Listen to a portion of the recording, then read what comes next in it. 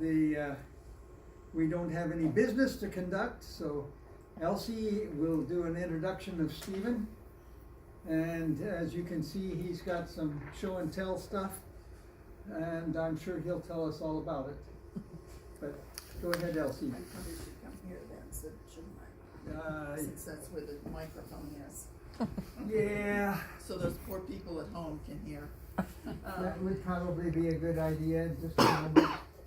And then he did give us permission to record, so once he starts, we can do that too. Stephen Paulson is our speaker today. He's a member of...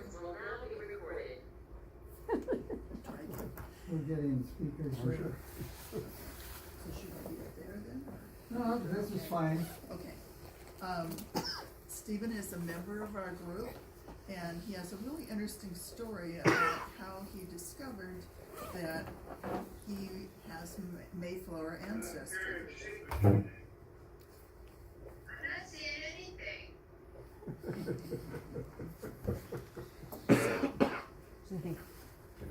You and I are on the same camera. Paula. I'm not seeing Maybe you anything. can sign I'm this gonna call Eric. for our technical problems. A couple of our techie people that usually help us with this are not here today, so we're kind of fumbling. Our speaker today is member Stephen Paulson. One day he was looking at a family tree that a cousin had published and discovered a famous name, and when he began researching it, it traced back to a Mayflower person. So he's going to share with us what he went through to prove his Mayflower ancestry, and he's been gracious to provide cupcakes with little sails that look like Mayflowers, and there's cookies, and we have hot water to make tea, and there's coffee in a pump pot in the kitchen. So, thank you. Thank you, Elsie. Okay. And my slide thing is not working with the GoToMeeting, so I'll just do it this way. My name is Stephen Paulson.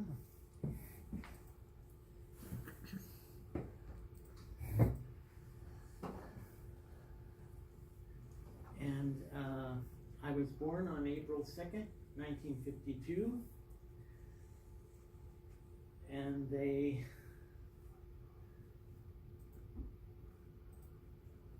is not working very good.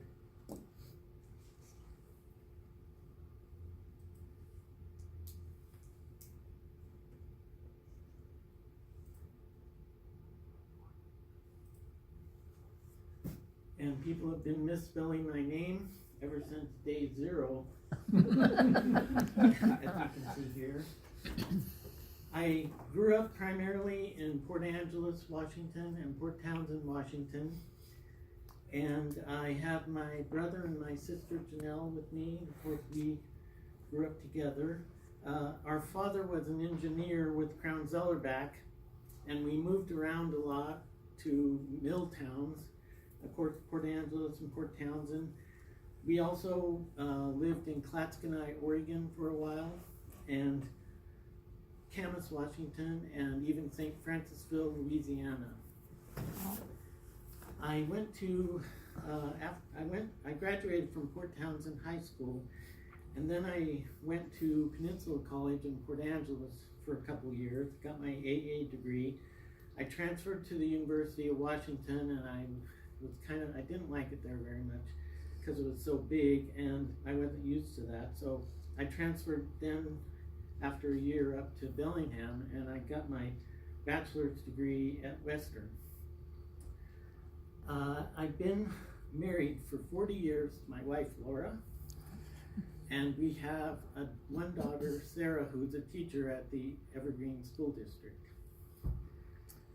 I had a 30-year-long career with Multnomah County as an IT guy, and basically I started my career in the basement of a building at Penumbra Kelly Building in East Portland, in the basement, they had a large mainframe computer, and my first job was just sending output from the mainframe computer out to the offices. But after about a year, I started programming, and I kind of moved my way up through programming, senior program analyst, senior program analyst, and then my last few years, I was a database administrator. And so I have lots of computer experience. Not enough to do this stuff. So in the 1980s, I owned some of the very first home PCs that were available. And one of my favorite programs then was a program called Family Tree. So I started putting in a little bit of stuff and collecting family genealogy information, but I didn't really get going in genealogy until I retired in 2008, and then I had more time.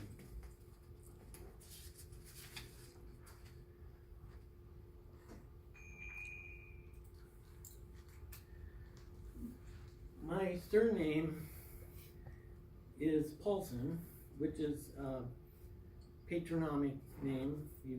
I'm sure you're familiar with that, Paul's son.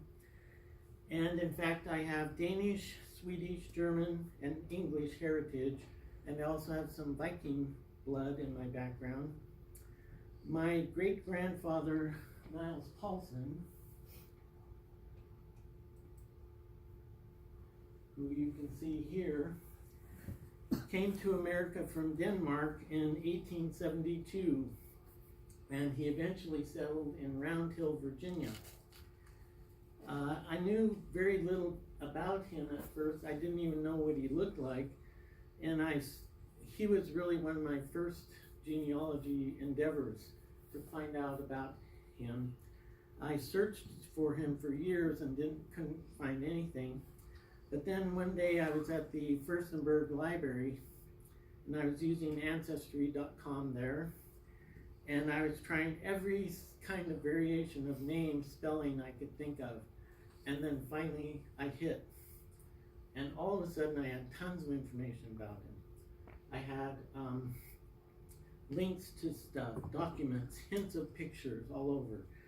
And so I even found his passport, which is something I've been looking for, which is signed by him in his own handwriting. And I found his immigrant ship information. And after all of that, one day I happened upon this picture in, of all places, my mother's closet. Wow. And I'd never seen it all my life, and I was kind of mad at my mom. I said, "Why did you not tell me about this picture?" Anyway, I discovered in, I think, 2019, I discovered that the town of Round Hill, Virginia, named a park after him. And I thought it was really great that they did that and everything, but they misspelled his name. And they had several web pages with his information about him, but they spelled his name wrong all over the place. And so I wrote to a bunch of people and I never got any response back. I wanted to correct it. And then finally this year, in January, I finally got in touch with someone, an administrator at the town of Round Hill, and I got them to go in and change all of the web pages to the correct name. And it was even misspelled on Google Maps. So I got her to connect with Google and change the park name on Google Maps, so it's the correct spelling. Wow. Anyway, Wow. The interesting thing about him is when they were going to name a park after him, they submitted a kind of an application, and they had a bunch of information about his background. And one of the things I found online in this application was a handwritten account that he wrote himself about his trip to America. And it's it's very interesting, but he actually ended up in America with only 25 cents in his pocket. But he became a very successful businessman, and then the town named the park after him. What was his business, Stephen? He had a spoke and wheel factory. He made baseball bats and spokes for wheels, and he also had a cemetery headstone business. Did a lot of stuff. The back of the photograph is actually my father's handwriting. This picture was taken in 1897 or 1898.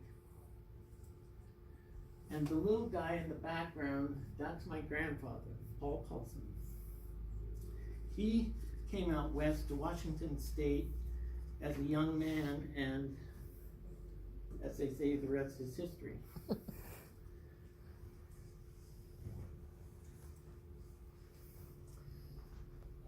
One of my cousins was going through kind of a rough period in his life, and I don't remember exactly how it came about, but I sort of suggested that he might take up genealogy as a hobby, and he did, and he really took off with it, and he built a very substantial family tree of his own, and he still maintains it to this day. In fact, last night at 1 a.m. or something, he posted a new update, but he gave me access to his family tree online, and in October of 2019, I was looking at his latest tree build, and I recognized a curiously famous name.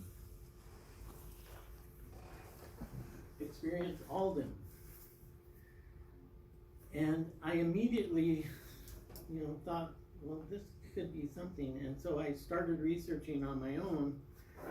I primarily used the LDS Family Search website, and it was there that I discovered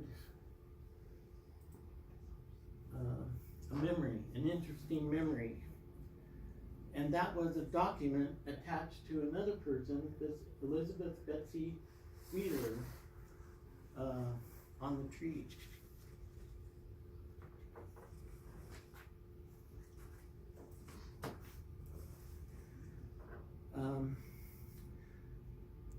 I really knew I was on something when I noticed that this memory document had a Mayflower hint on it. 2 Mayflower ancestors married.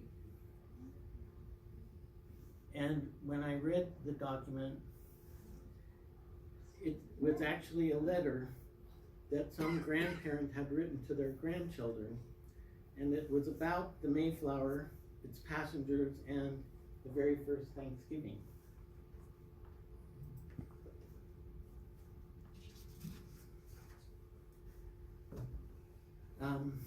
So I read through the letter. I'll do a couple excerpts here.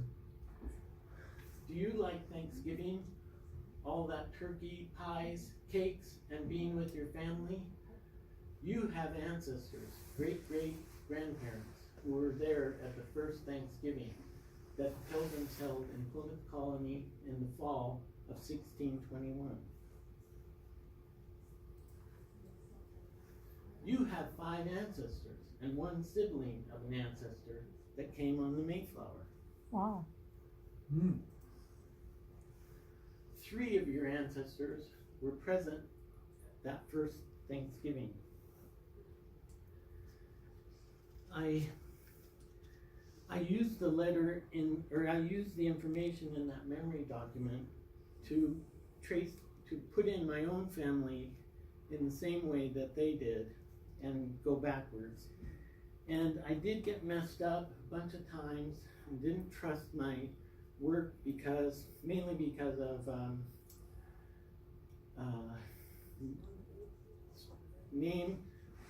similar names between grandmothers, mothers, daughters in successive generations where someone names her after their sister or something.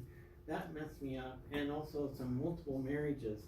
But after I did it over and over, I kept coming back to the same thing. Yeah, I thought my research could really be true. So I called my cousin to tell him about my research and conclusion and to thank him for putting me on the trail.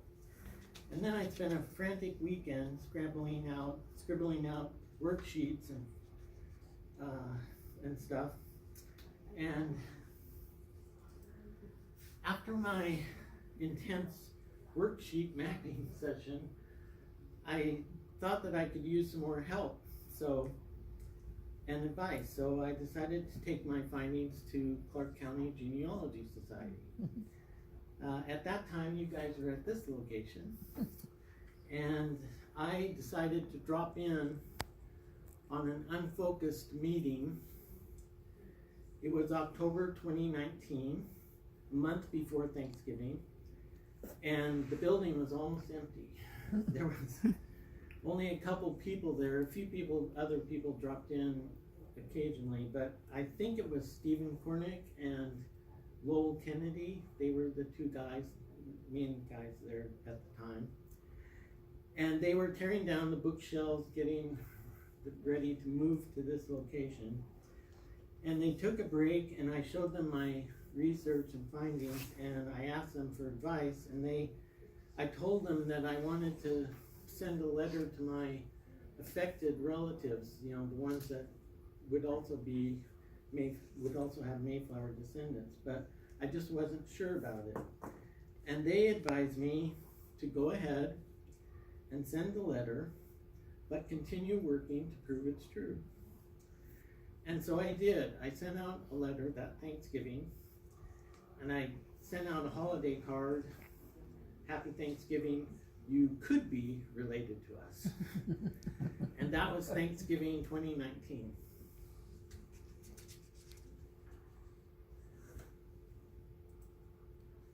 So taking CCGS advice, I started working to prove my heritage. And basically you have to use a Mayflower Lineage Society to do that. And the main one is the General Society of Mayflower Descendants in Plymouth, Massachusetts.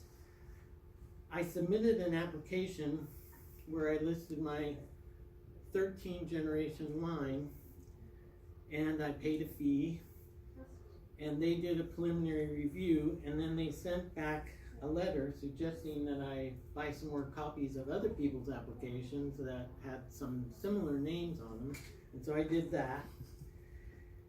And I'm not sure if that really helped me or not, but I was kind of excited, and so I did buy those. And then they sent me a letter saying that my next step was to apply to my local state chapter of Mayflower. And although my preliminary review with General Society of Mayflowers only took a couple of weeks of time and cost me $75, it really didn't help me much because it wasn't necessary. I had to do it the other way. So then I sent basically the same application, my 13 generation line, to the Washington Society of Mayflower Descendants. I paid another fee, and they informed me that the preliminary review showed that my application was generations through 8 were already proven, and that what I had to do was prove generations 9 through 13, 13 being me. So I spent several months collecting proofs, birth certificates, death certificates, marriage certificates, obituaries, and I went to the records office in Vancouver by the VA hospital to get some birth certificates, and I discovered, much to my surprise, that my own birth certificate was wrong. So all my life I had this little birth certificate card that the hospital gave my mom when I was born, and all the information on it is correct, and it even has a little seal on the back. And I had this all my life, and I thought, this is good. I used it to go to Canada and stuff. But when I got my printed birth certificate, there were errors on it. And my mother's name was listed on my birth certificate as Jane, and her real name is June. So I couldn't have that. I had to get that corrected, and that wouldn't work for my proof, so I had to get it corrected, but it turns out you can only make corrections in Olympia, at the records office in Olympia. So I told my wife, I said, we have to make a road trip. And we did. We drove all the way to Olympia one morning, and I had to find more proofs for myself to prove that I was who I was without my birth certificate. So I took all that up there, and they did change it, and we got that fixed. And I got a new birth certificate printed. So I put together all of the generations 9 through 13 proofs, which ended up being a very substantial, thick packet of documents. And I went through everything over and over. I even wrote a kind of a summary that said, you know, this document proves this, and this document proves that, and this name is on this one. And I went through everything, and then one day I decided I'm gonna just review everything and then send it. So I went down to the downtown public library in Vancouver, and I went all the way up to the 5th floor, and I just spent an afternoon going through everything. And then the next day I mailed my packet. And that was February of 2020. And then the pandemic hit. The library's closed. The public records office is closed. In Olympia, everything is closed. And I just made it in time.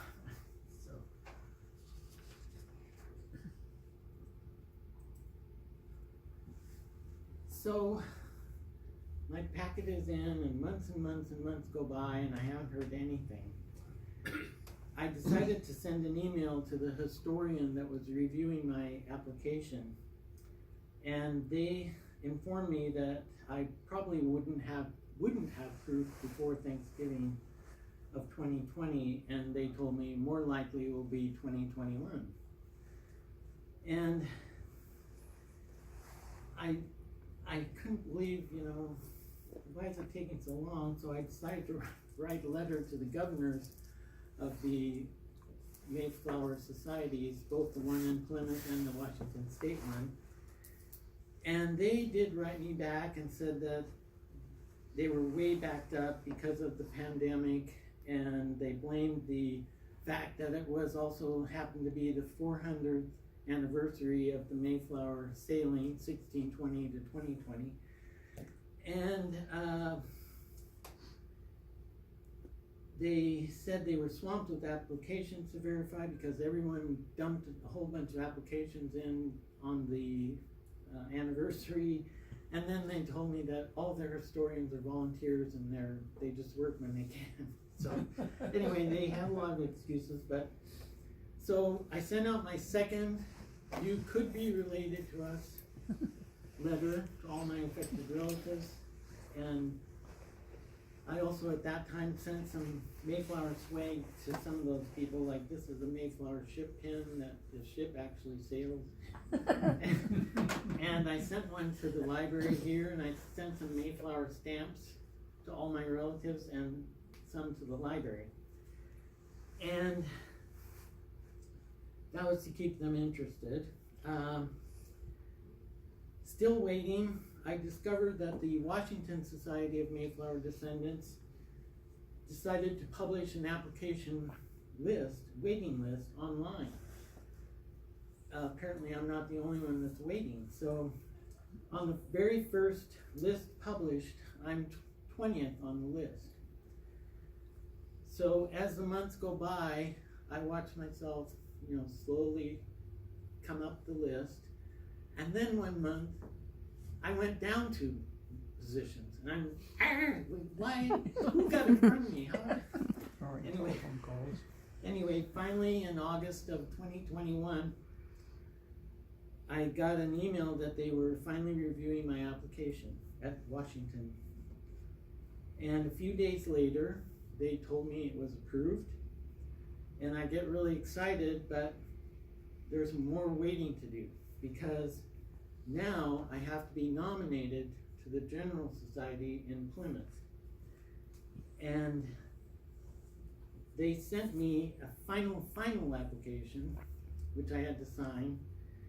And then I paid another huge fee, this time $175, and they mailed it to General Society in Plymouth.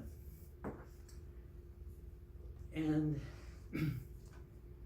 I was then told it could still take another 6 months or more for them to review it. So another Thanksgiving comes around, and I send out a third letter to all my relatives. This was my final application to the General Society. It shows the 13 generations. And when I got this, I was kind of intrigued by all the gobbledygook references in the references column that they used. I recognized some of the abbreviations, but some of them I don't know what they were saying, but it was kind of interesting to see that. And that's some of it.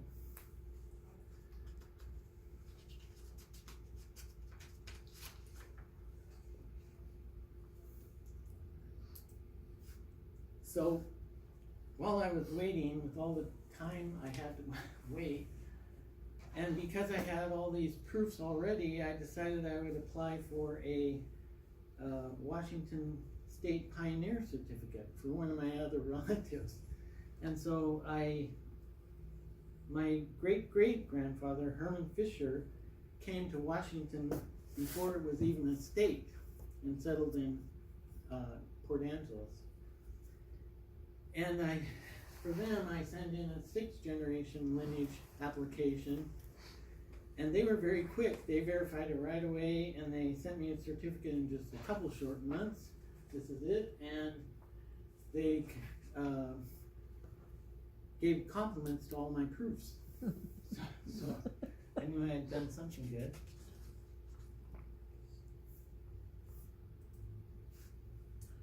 Then finally my Mayflower certificate arrives.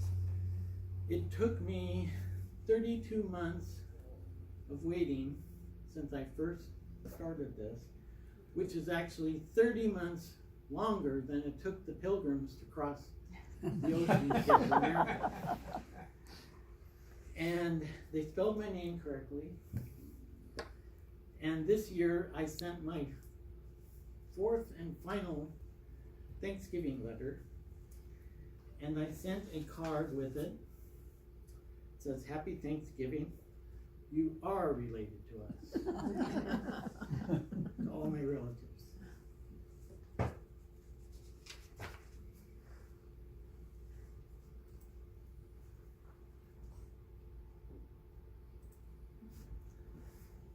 Okay, there were 102 Mayflower passengers, and it is claimed that at least 35 million people in the world can trace back to one of them.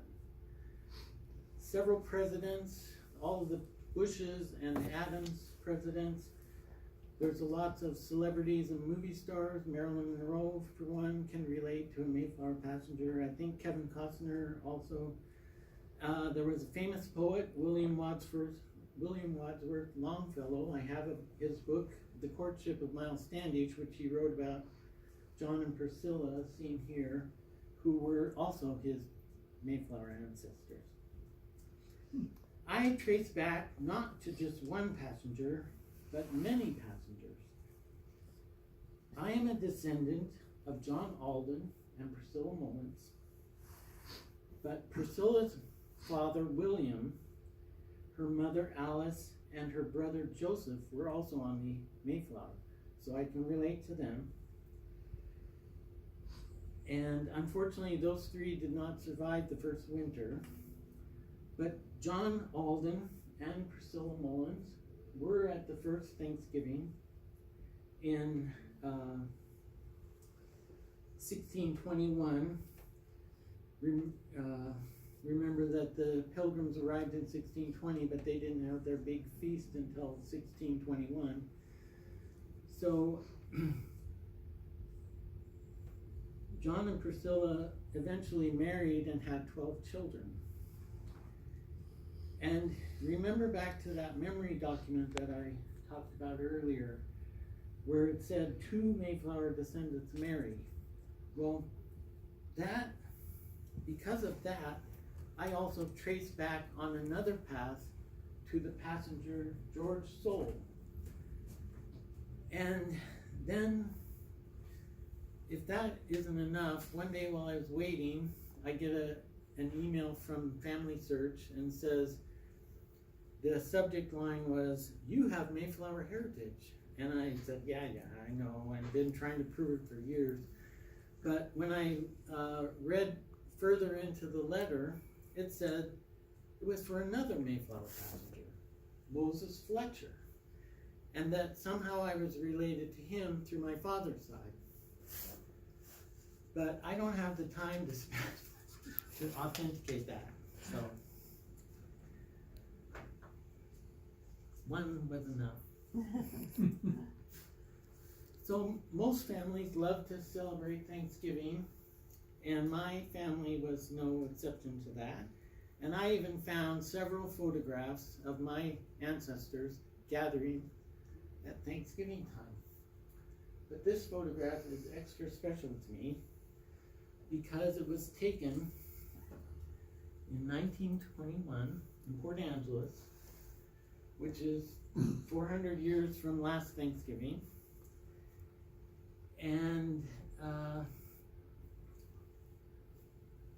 this picture is full of my ancestors. This is my great-grandfather, Elmer Fisher, who was a drugstore owner in Port Angeles, Washington. This is his wife, Mary Corrigan.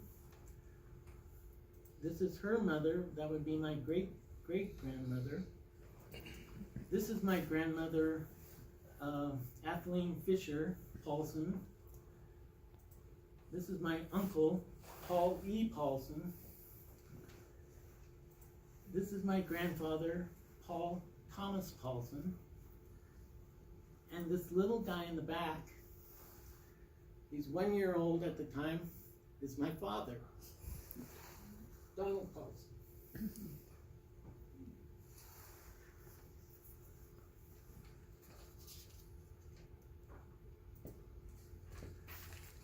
So I have some tips and suggestions if you're interested in pursuing your Mayflower heritage, or you think you might have a link.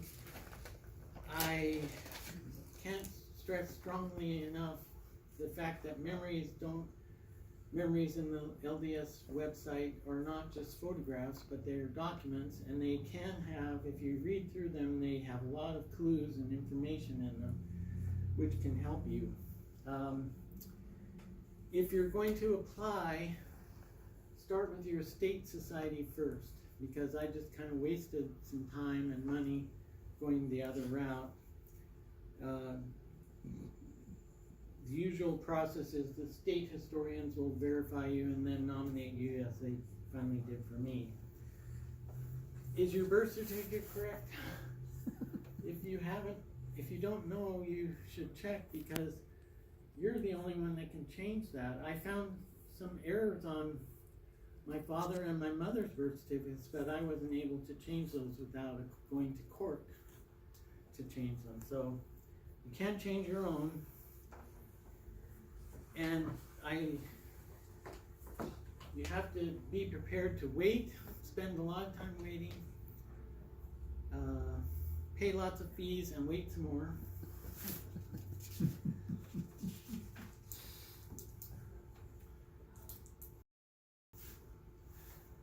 I'd like to tell everyone to have a very happy Thanksgiving. Most of you all are familiar with what they call genealogy brick wall, breakthrough kind of things. Well, you work very long and hard to try and find out one particular thing, and then finally just bam, you break through the wall. But even though I didn't know at first that I did have Mayflower heritage, when I finally went through the process, it turned out to be one of the most rewarding experiences of my genealogy research. But I don't think of it as a brick wall breakthrough. It was more like I was just sitting on a brick wall, waiting for years until my certificate arrived in the mail.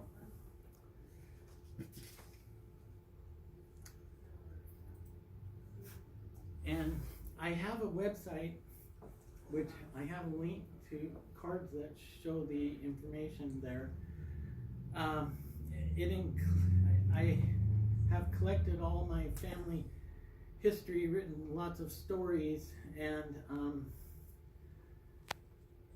I include the Mayflower letters there, but a lot of other stuff, if you're interested to see it, I can show you that, but that's the end of my presentation. Would you like to see if I can get to it? Yes. Sure.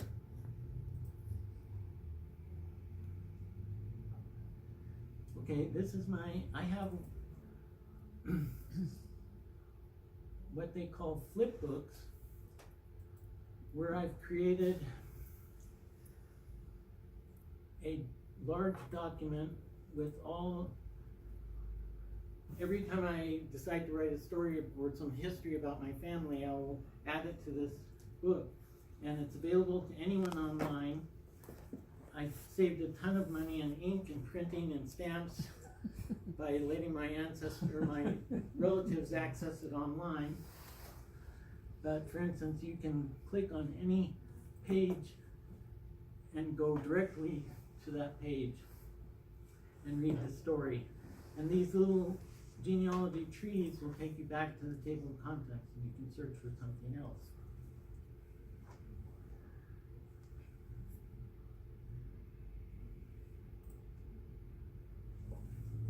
Or you can just thumb through the stories. These are all stories about my family history. We're not seeing it. We're not seeing, yeah, it's not. Pardon? Oh. It's- Oh, They're still in PowerPoint. okay. You're not in the browser. Well, anyway, I can show that to people later, I guess. But is there any questions? Okay, Thank you. you're welcome.